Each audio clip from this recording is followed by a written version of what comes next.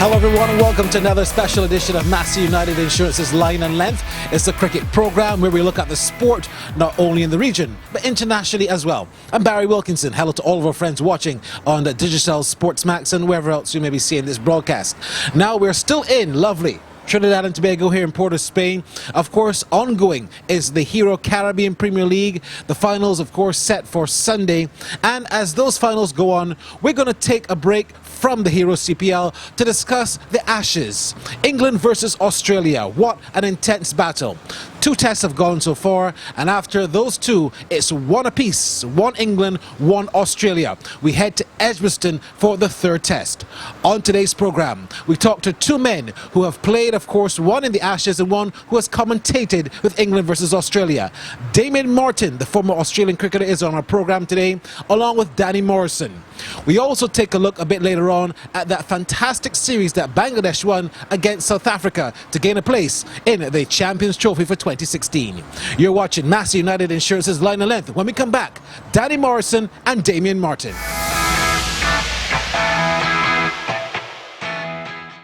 Across the Caribbean, more people are placing their trust in Massey United Insurance for the protection of the things that are important to them, their homes, businesses, and their prized possessions. That's because Massey United Insurance offers excellent general insurance coverage to help you manage whatever life sends your way. Our cadre of well-reputed agencies and trained insurance professionals are always ready to provide you with sound advice and prompt service. Choose the security and sound strength that is Massey United Insurance. Well, it's a great pleasure to be with Damien Martyn, former Ashes man himself. And of course, Damien, we're going to review the first 2 Ashes tests. Let's start first of all. First test, Cardiff. The Australians beaten in 4 days. What was your take, first of all, on that first test? Obviously disappointing from an Australian point of view. Look, the wicket was, a difficult wicket for us to play on. But also, as they've said, Michael Clarke, Darren Lehman, they didn't play well. I mean, I think in all facets, our batting and our bowling, and to me it was a bit of impatience probably, and ill-disciplined in certain areas of shot making decisions and all that. So, I mean, I think the first test, maybe the boys were a bit eager with their batting and they wanted to get going, and England played well. End of the day, I think Alistair Cook and the more they're bowling, they bowled to great plans and were very patient, and they just sort of outdid us that way, and they won the first test. You look at Cardiff as a really nice venue. What did you think of the pitch? It has been said that the English were trying to slow the pitches down to negate that pace of Stark and Johnson. Did you see any of that? Well, I think it was the wicket that we've always seen down there. I haven't played Test match down there, but I played one-day cricket down there, and it's always been a bit slow and difficult. And that's the conditions. I think that's what Test cricket is. You play all around the world in different conditions, and I don't think the ECB is going out of their way to produce wickets. I don't think no country does that. But if you come to Australia, you play at the Gabba, it's going to be bouncy. You play at Adelaide, it's going to be flat and turning. So I just think that both sides played, and England outplayed us that day. Their game plans and the way they bowled, they were more patient, more disciplined. And Michael Clarke said, gave them a kick in the backside, a bit like at the World Cup when New Zealand beat them, and they came out and played much better. Now, Joe Root has been playing fantastically well. He's one of England and the world's young bright sparks. What do you make of his century and the way he responded? Because they were in trouble on that first test when they batted first. Yeah, I saw him a couple of years ago when they beat us, in England, and he's a great kid, great, person, and just very level-headed. So he'll play a lot of cricket for England, and that's what he does. He's a class player. He's like old-school Test cricket. You're watching a class player. His shot making and how he goes, and nothing phases him. So he's a danger man. I mean, it has been Ian Bell in the past, but to me, I look at that side and I go, well, with their batting, it's really Joe Root. Yeah. Now let's fast forward. Second test, Lords, where everyone loves to play, and we've seen a totally topsy-turvy performance now by England, beaten in 4 days and in a very shambolic manner, especially the way they batted. Did you expect that kind of resistance from the Australians and how they propelled themselves to beat England so badly? Yeah, look, I didn't think it was going to be like that. I thought we'd bounce back. I know in the sides I've been part of, if we lost, we came out firing, and we always play well at Lords. I mean, we've only probably lost once there at Test matches. So for Australians playing at Lords, the home of cricket, we get up for it, and I thought the boys would get up for it and be inspired, and they've been embarrassed by a loss. But the way the England collapsed is disappointing. And now the big challenge now is you want to judge this Test series at the end, obviously, to see what happens. It's going to be a topsy-turvy. The big thing is next Test match, what's going to happen first day. And for England, they need to come out and show the public and the media that they've changed the way. That was just a blip on the radar. Same with Australians. So to me, I said it about Lords, said Australia needs to come out in that first day at Lords and play well. Otherwise, it's going to be hard work to get momentum back. So I'm looking forward to the next one. It's been great Test match cricket. And look, Mitchell Johnson was back. Okay, you got these 3 wickets in the second innings. He was bowling quick. So if he can do that first Test, I mean, obviously at a slow wicket, he's going to be tough for him. But, I saw glimpses of, Lords where if he gets back, I think he's got a few scars there to open up for England. And 10 years ago at Edgbaston was one of the great Test matches of all time. That's where they're returning to for the third Test. Do you like playing at Edgbaston? What are your fondest memories of playing there and in the Ashes generally? Yeah, well, I got my first Ashes 100 there in 2001, so I got fond memories. World Cup semi-final in 99, we're part of beating South Africa. And then, 2005, a great Test match. I mean, the partnership at the end by Kasperich and Brett Lee to almost get us home. And that series was a memorable series. I mean, we lost, but it was a great series, 2 great sides going at it. Good venue. I mean, we love all the English venues. I mean, it's, we've loved Old Trafford, the Oval, you play at the last Test match, Lords. So the guys will be familiar. The danger with Edgbaston, it is small and you can score quickly, so you've got to try and stop scoring rates. So you've got to make sure it can be a flat wicket. I mean, 2005, England scored 400 plus first day. So it'll be interesting. It's going to go both ways. And I think, obviously, toss is a big thing. You win the toss and you can bat first. If you get to 400, really, it's very hard to lose from there. So it's who can do well on the first day. And both sides in their meetings will be saying that we've got to make our mark and our stamp on that first day. Final question, 3 Tests left. You want to call it come the end of August? What is it going to be? I'm going 3-1 to us. But look, it's been enjoyable. And look, both sides have played topsy-turvy cricket, haven't they? So it's going to depend on Anderson now coming back, and can he come back and bowl, because he didn't bowl well last Test. Can Johnson keep going? Can Steve Smith keep doing what he's doing, and Joe Root? So there's some great cricket and some great players there to watch. All right, Damien Martyn says 3-1. This episode is showed on Sunday, not the end of August, but we're going to keep this one and show you the end of August if he was right. We'll be back on Mass United Insurance's Line and Line. Across the Caribbean, more people are placing their trust in Massey United Insurance for the protection of the things that are important to them, their homes, businesses, and their prized possessions. That's because Massey United Insurance offers excellent general insurance coverage to help you manage whatever life sends your way. Our cadre of well-reputed agencies and trained insurance professionals are always ready to provide you with sound advice and prompt service. Choose the security and sound strength that is Massey United Insurance. Well, it's a great pleasure to be with Danny Morrison as we continue to talk about the Ashes, ongoing, of course, in England. First of all, Danny, midway during the Ashes, we've got a couple of days now before the third Test at Edgbaston. Does the current position 1-1 surprise you at this stage?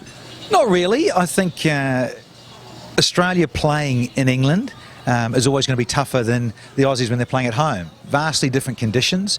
And I think also the surface there in Cardiff suited England, a lot slower, and it blunted certainly Johnson and Stark and Hazelwood. So when I look at that, England, they can often do that, get off to quite a good start, or sometimes they get off to a slow start. But what I assess from that is I think the Aussies looked a little bit rusty in terms of coming out of playing a couple of county warm-up games, and then you go and play on a surface like that.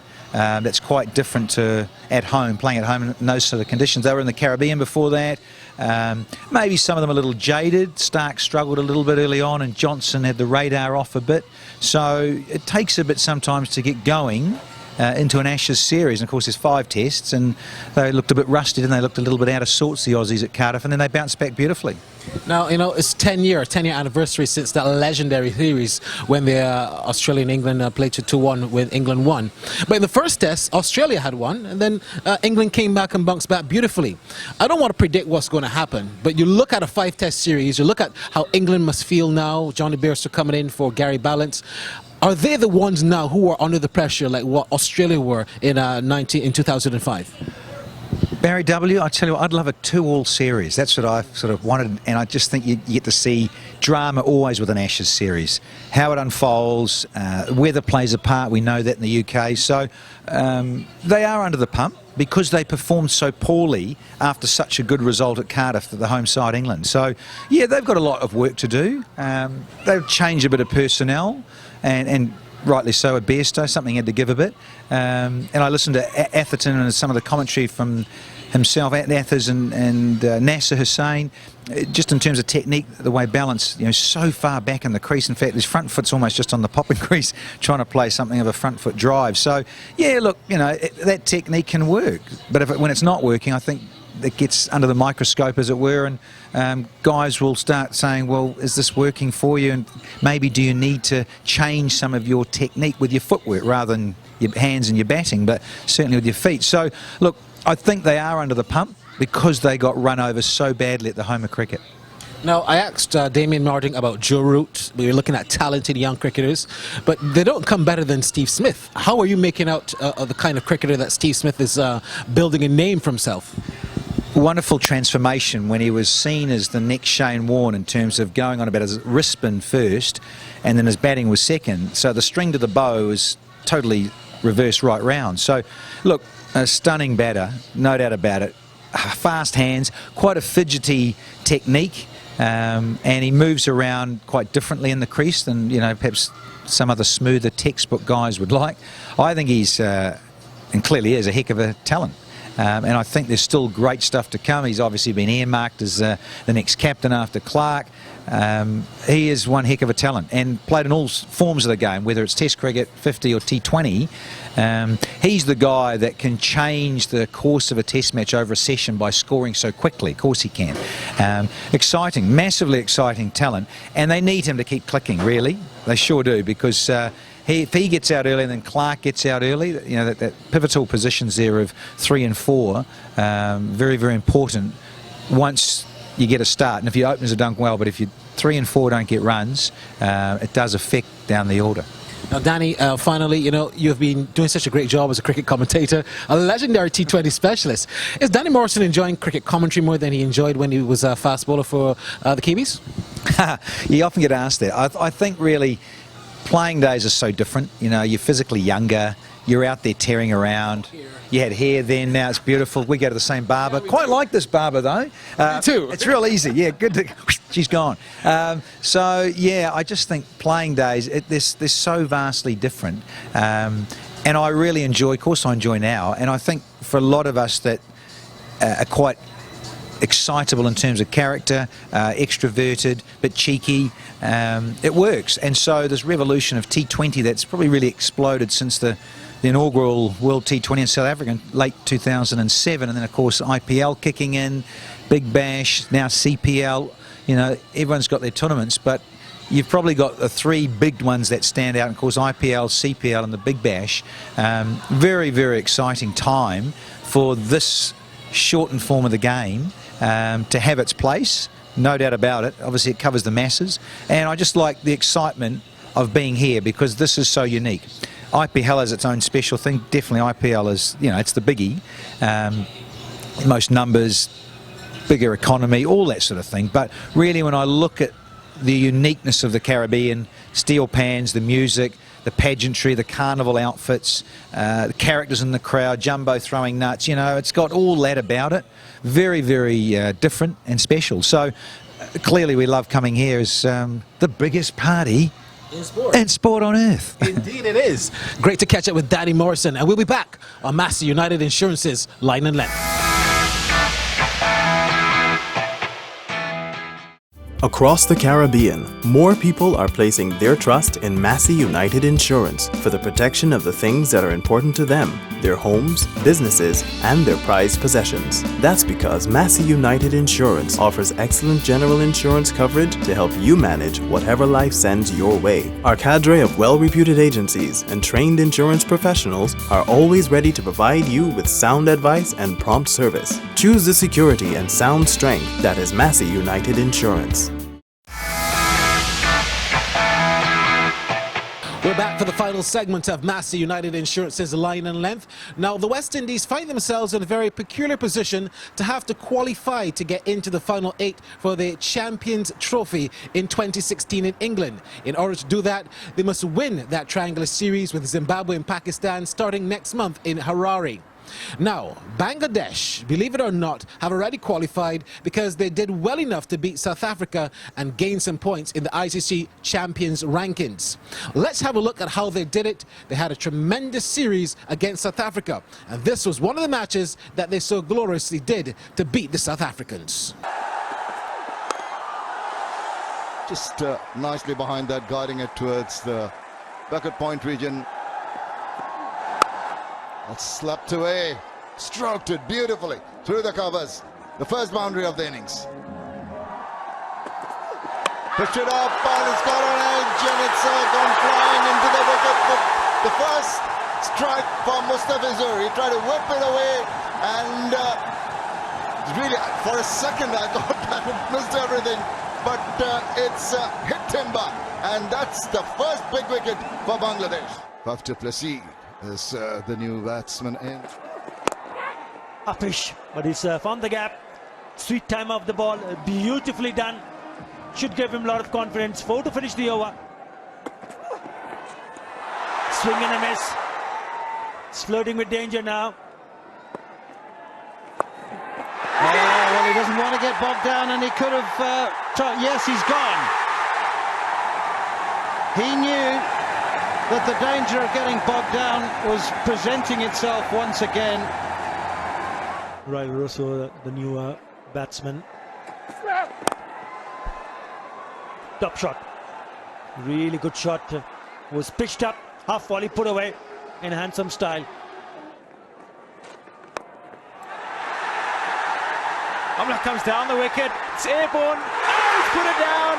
The big wicket of Amla. Not taken at this stage. Amla put down on 14. Riley just rocks back, just back of a length, picks it up. Runs away to the boundary for 4. No, he's got a knock again. Yes, he has. Struck again. That is the 200th wicket for Shakib Al Hassan. Beautiful delivery, just drifting in and spinning away from the bat of Hashim Amla. Into the wicket, the powerful David Miller. And he's got it again. Big appeal, he's got it. First ball, he played over. Maybe a thin edge. He looks a little disappointed, but the umpires got that dreaded finger up, and Mahmoud Al-Riyad strikes with his first ball. JP Dumini is the new batter in. It's coming at a very crucial time for the South Africans. It's a sweep shot. David Miller, wonderful shot. Once again, the sweep shot's working a treat for him. As you can see, the cover's been brought out very, very quickly. Players are leaving the field. Some very, very dark clouds overhead. Here are the revised playing conditions. The match, as I said, reduced to 40 overs per side. New over. That's swept over the infield and into the deep mid-wicket boundary for 4 runs. Quickly, that's a lovely shot. Has it got enough legs? Yet it has. That's gone to the boundary. Clean as a whistle. Oh! What a catch!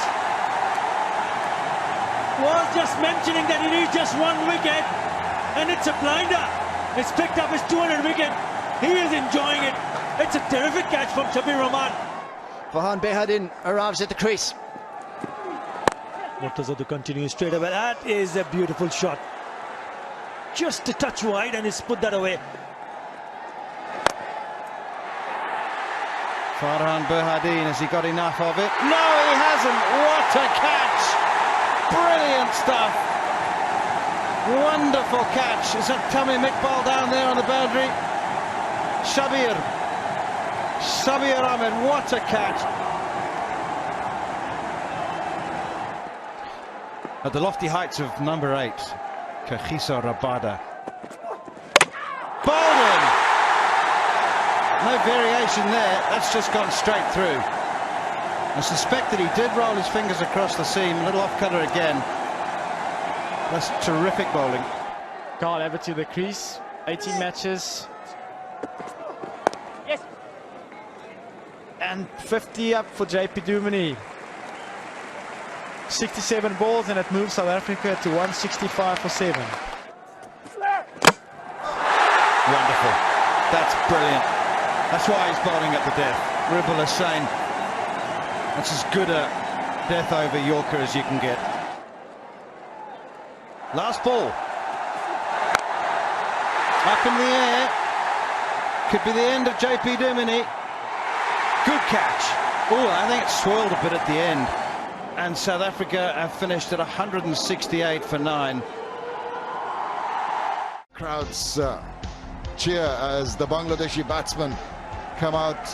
Tamim Iqbal, the local boy, a lot expected from him. Partnered by Shomo Sharka. Bowling attack will be started by the right arm fast medium of Kyle Abbott. Here we go. That's a healthy start. Hint of swing, good lines. Shot. I don't know about Not with shots like that. You'll never have a day's worry in your life. down the leg side. 4. Put away. Wrong line. You pay the price. It's gone for the boundary. That's nicely played. That is beautifully played. He has been very patient, and it took him 19 deliveries to pick up his first boundary, and it's a very good shot. Oh, that's wonderful cricket. Shumya Sarkar, wonderful. He's just carrying on from where he left off. One bounce, 4 over long on. Well, 3 in a row. Brings up the 50. 50 partnership. What a shot. He's taking on Rabada. Second of which cost him his wicket. That's an appeal. It's an optimistic one. And of no interest for umpire Shafadullah.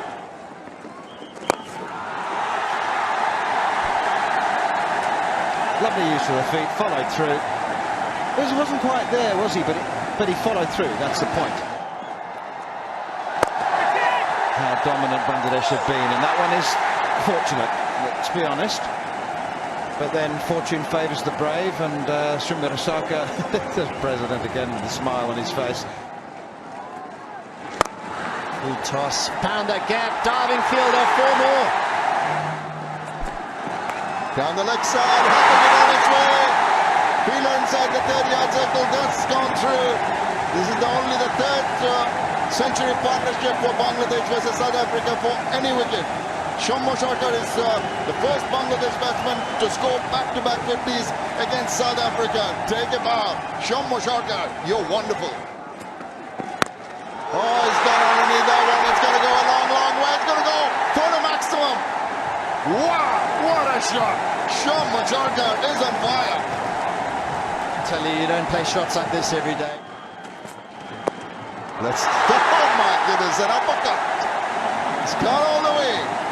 How good is that? Another wonderful finish to the over. 19 gone, 126 without loss.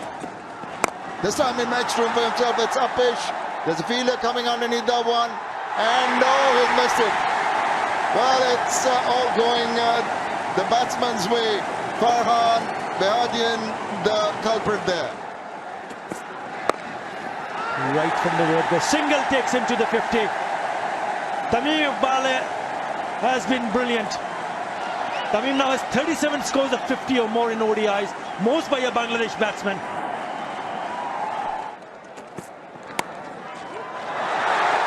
Oh, what a shot. He just playing around. Whatever he does, he gets away with it. Yet another boundary, moves on to 82. As a unit, they look well coached.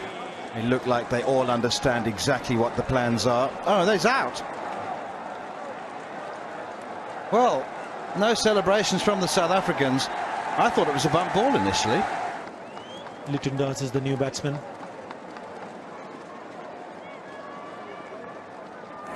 Down the track. What a top shot. Top quality shot from the left-hander. He's enjoying it himself there.